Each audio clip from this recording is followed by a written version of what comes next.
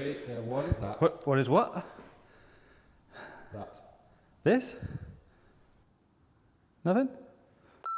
In this video, I discover what just might be the ultimate project car. If you're anything like me, you grew up with the Fast and Furious films. You spend hours scrolling through the internet looking at car pictures, dreaming about what might be yours.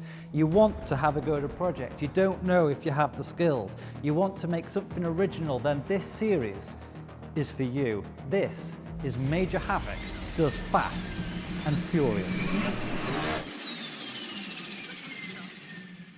What is the best car in the world? That's probably an argument you've had with your mates over and over again. You might say, what's the best car under £50,000? What's the best car if you had an endless budget? What's the best car for track days? What's the best car that I can modify? What's the best engine? And so on. I do believe that I found the thought process to answer that question, what really is the best car in the world? But first of all, we need to realise that it's all relative to each person. For example, if you're a new driver, probably your first car, regardless of how bad it is the best car in the world. If you're a racing driver, your race car is probably the best car in the world.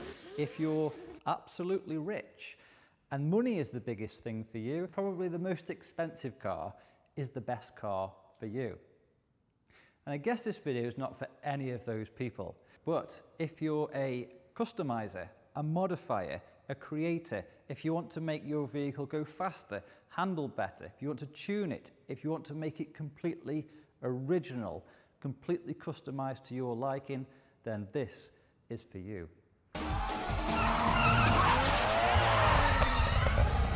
The whole point behind this series of videos is to inspire you to make something that's original. But still, how can we narrow down that thought process of what really is the best car in the world for you? Well, we have to have a reality check. First of all, on my list is financial freedom. For example, if you were to go to the showroom and buy a £60,000 Toyota Supra, it's likely you've purchased that car on finance and you won't be able to modify it. It'll be stipulated in your contract. Although you've got a seriously cool car, your journey for that ultimate customized Fast and Furious beast will likely be over before it's begun.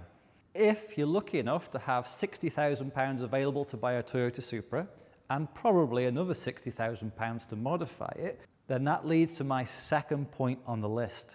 Do you have the skills? And what I mean by that is you probably don't. Are those skills within your scope? Only you yourself know what you might be capable of. Pick the car that you feel comfortable working on. Because when you lift the bonnet on a Toyota Supra, it's extremely complicated. You might need 10 years of experience to mess with that car. So you're more likely going to take that car to your local mechanic or specialist and keep paying him to add modifications to the vehicle. That's defeating the object. That would be no longer your masterpiece. You'll never know your car properly. But let's say you do have the money for that expensive car and it's potentially within your scope of skill. My third point on the list is legal freedom, because almost every modification you do to that car might be illegal. For example, if you remove a catalytic converter from your car to make it go a little bit faster, that's illegal. You'd have to replace that before you go back to every MOT and hope you don't get caught in the meantime. If you were to replace a headlight for a custom headlight, it's likely that that part will be illegal and would have to be replaced before your MOT. So you could be digging yourself into a legal nightmare where you won't have insurance, your car won't be roadworthy, and you could get into a spot of bother. So lots of these cars are extremely restricted as to what you can do legally. So that's quite the reality check, isn't it? But we don't quit, we find a way. So on those three principles, what is the best car for somebody who wants to modify? Surely it's the car that has the most amount of financial freedom for you, the car that has the most amount of legal freedom, and the car that's within your scope of skill.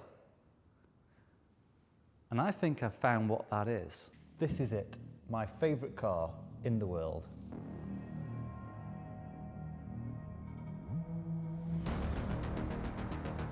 This isn't a junkyard, this is a garage.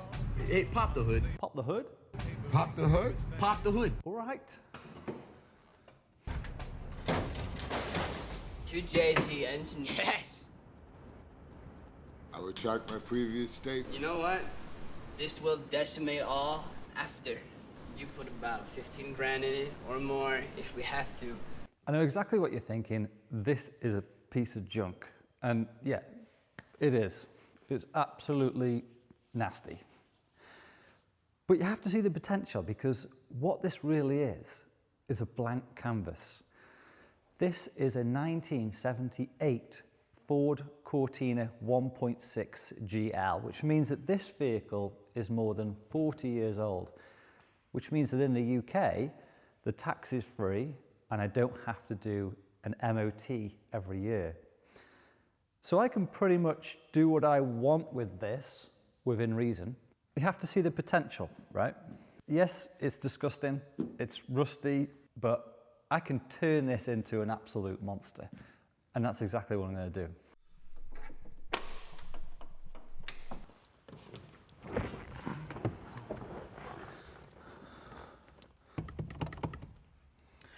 I think that's broken.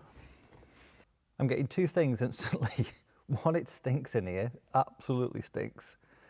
But the seats are really comfy. Mold.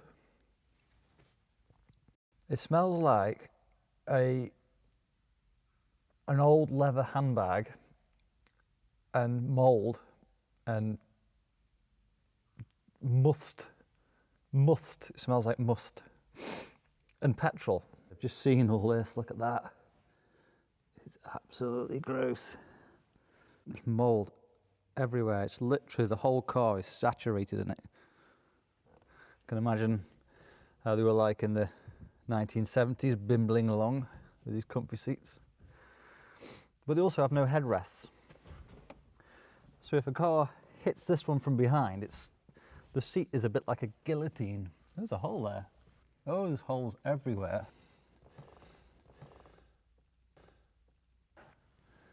I think we've got a mouse.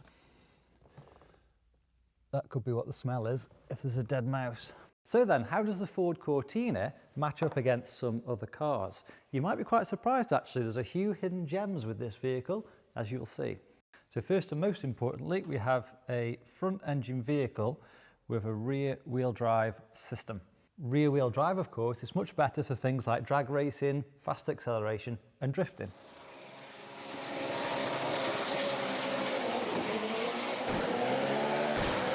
Time to check the specs. First of all, the engine is a massive 1593 cc's with a brake horsepower of 73. This is pretty cool. The weight is only 1,035 kilograms, which gives us a brake horsepower per kilogram of 14. Now, it's not a fast vehicle, but it's very, very lightweight. If you were to compare that to a saloon family car today, like the BMW 3 Series or 4 Series, they're around 800 kilograms heavier. A smart car weighs about 950 kilos, which is much closer to that one. Also, 73 horsepower and 86 foot-pounds of torque. That's not bad from a 1.6 engine. Now, if we were to compare this to a 1978 Ford Mustang, it gets quite interesting. So in this case, the engine would be a 5.0 V8, which is cool. It would be 141 horsepower. The weight would be 1,280, which is still surprisingly light, considering it's a big engine. But the brake horsepower per kilogram would be 9. So if you owned a 1978 Mustang there's a possibility, yes, it's got more torque, but there is a possibility that you would be beaten in a race by a little 1.6 Ford Cortina. Carrying on then with this comparison of a Ford Mustang of the same year, we see some other similarities as well. Just looking at the wheelbases and the lengths, I'll write them in.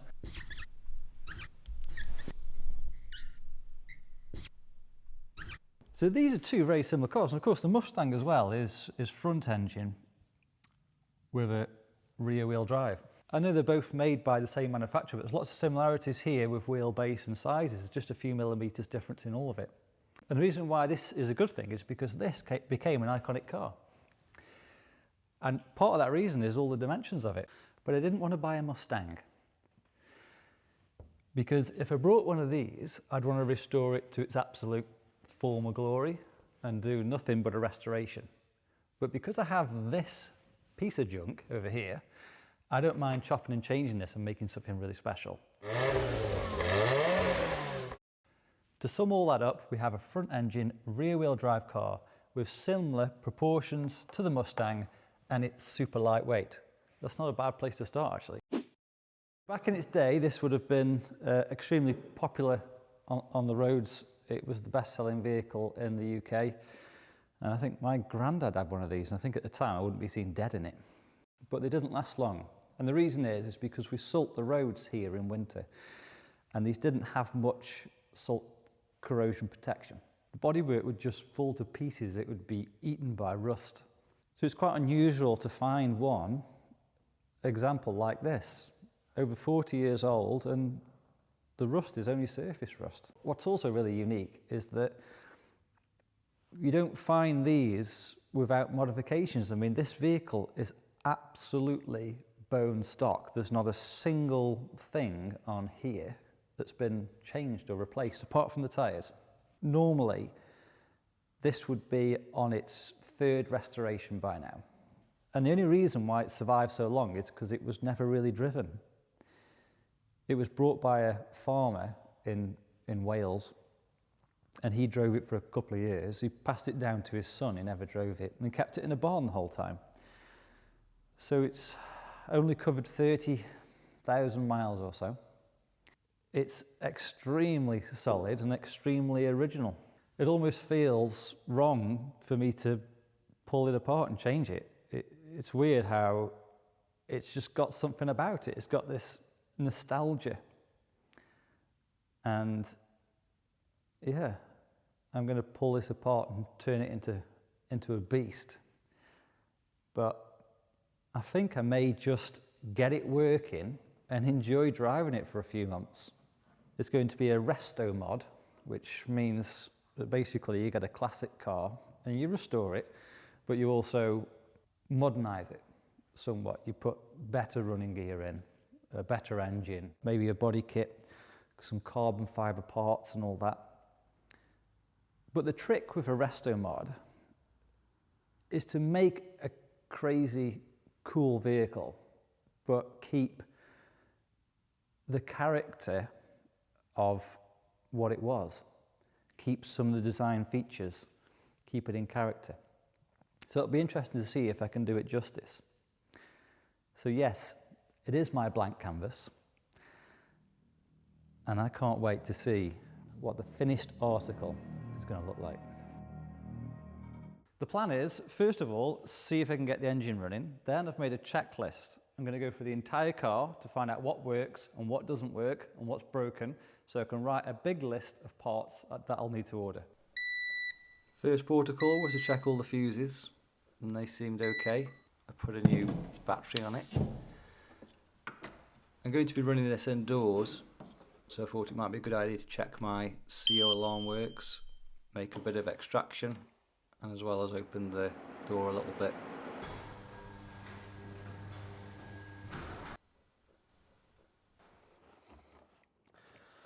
Right, let's see if this starts. I've cleaned all the rust off the key. It seems to go in the barrel now a bit easier, and the lock comes off, which is nice. I've got my fire extinguisher ready just in case. And let's see if it turns over.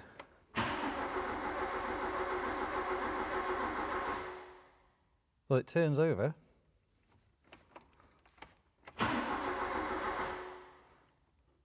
Right, It's a cold day today, and these cars have a choke, which is here.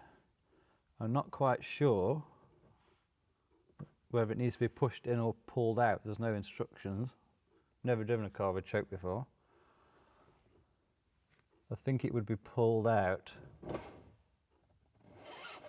Oh. Well, that doesn't do much. Let's have a look, see if I can reattach the choke cable. It's not even screwed on. Oh, it is, got one bolt on it. That has to go through there. Now it's reattached. When I push the choke in, the choke opens, and when I pull the choke out, it closes. With the air choked, it should be able to pull some fuel in. But I've just had a thought, there might not be any fuel in it, or the fuel might be really old. We'll give it another try anyway, and then if it doesn't work, I'll get some more fuel. Try that again. The choke is out, which is closed. See if it goes. Yes! Yes, it goes. Bit lumpy, but it goes.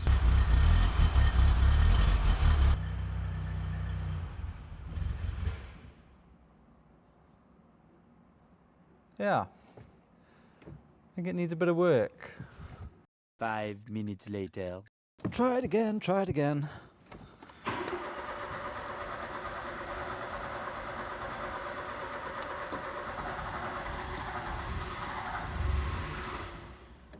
It runs, but it doesn't want to stay running.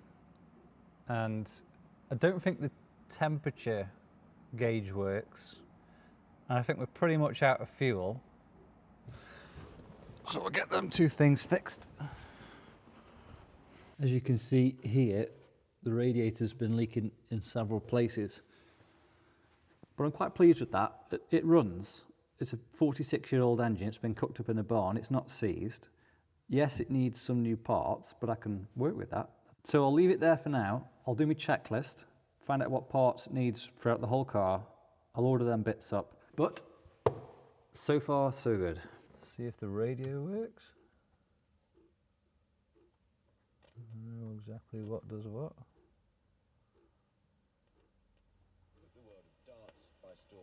Oh.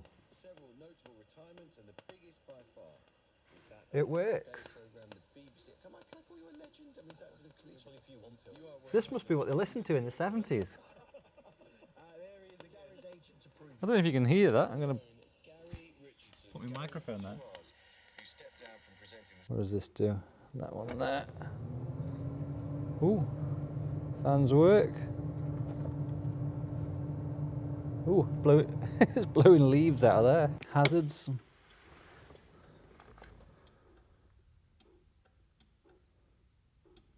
Sort of work.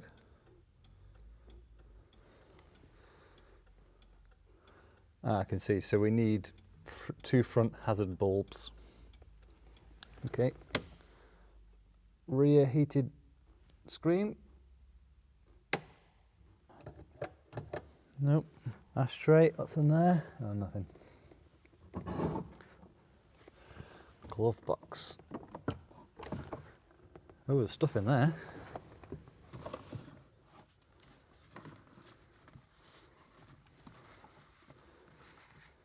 Ah. Oh, look.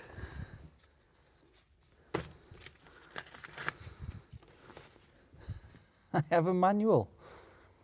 No way. If that tells me how the radio works. I'll have a look at that. Very good.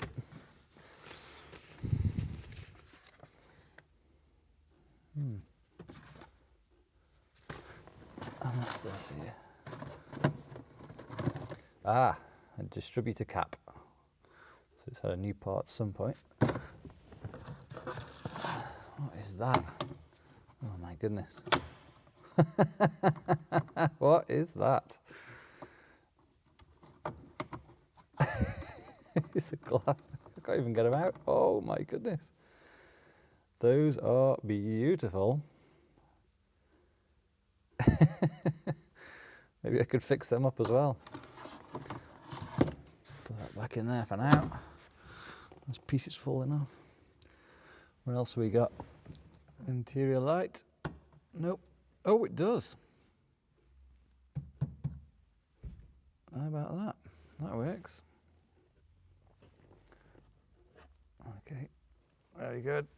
Needs a seat belt there. What did it do? Windows work. That's cool. Just noticed actually, there's only one mirror there. There's not a mirror on that side. Wonder why they only had one mirror. Oh, we've got a compartment down here. Nothing in there though. I think I'll put the manual in there. Armrest. Yeah, that's good. That works. I haven't checked the lights. So what have we got? Windscreen wipers. Oh. Oh my goodness. Okay, new windscreen wipers. And then what's the, which way is the spray? Push that one. Push in. Spray doesn't work. So it needs a new water pump. What is that? Oh, lights. There we go. I can see on the back wall, under the bonnet, lights are working. Good. But not the dipped one on the left side. Interior bulbs work actually. So that lights up, and this dimmer reduces the brightness, although it's pretty dim anyway. What's this? Horn. Horn doesn't work. Indicator. Oh yeah, but the two indicator bulbs are going at the front. So I need a bunch of bulbs. I think I'm going to change the radiator and all of the coolant system, all the hoses, clips, everything. Probably, yeah, new tyres. I've got a puncture on it. Something I did notice before as well. Some of these door latches aren't very good. I'm not going to do that just yet. Ooh, number plate lights work. Brake lights work. Yeah, exhaust. You see the exhaust underneath there where water's been dripping out. There's a hole in the exhaust. So I think I might just change the whole exhaust all the way through. There's a leak on the fuel tank. It's very difficult to show on camera, but the whole tank looks in pretty bad condition, so I might just replace the tank. Also, the straps that hold it on are almost completely gone, so I wouldn't want to fill that full of fuel. It'd probably fall off.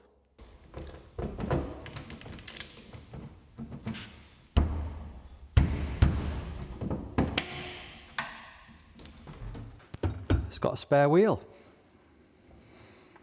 And this, some rust. The beauty of this, it's just so simple. Anybody could quickly work this out and play around with this. So it's a great introduction into cars, but also there's a big engine bay in this vehicle.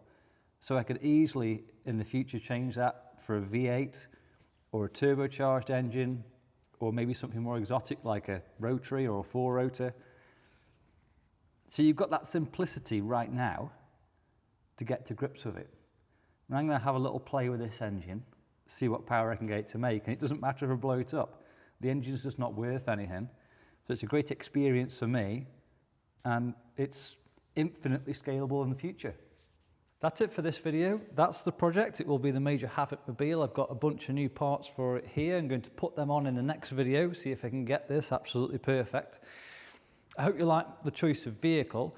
Front engine, rear wheel drive. I like the size of it. It's actually quite a big car, quite low down.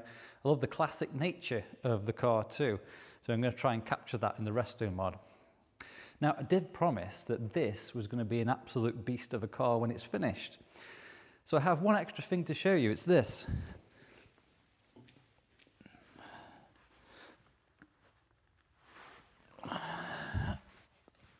this is a turbo. This is the biggest turbo that Garrett make. Man, I can't tell you how heavy this thing is. 56 kilos. And that turbo is going on that car. I know what you're thinking, that's ridiculous, but I'm going to make that work and I'm going to show you how. Trust me, I know what I'm doing. Don't forget to follow me on Instagram, because as I go through the build, I'm going to be posting polls of what I should do, what colour I should make it, what style of body kit, what engine I should put in there. So hopefully you can be involved too and help me to build something that's really quite unique. I'm very much looking forward to this project. I've wanted a project car for a long time, and here it begins with this old 1978 Ford Cortina. See you in the next one. Hang on a minute. That can't be right. 14 horsepower per kilogram. There's no car in the world that's got 14 horsepower per kilogram. I think that was from the Google search. Oh, kilogram per horsepower. 14 kilograms per horsepower. So the Mustang would easily win. We'll just leave that out. Nobody will pick up on that. It's an honest mistake. Whoops.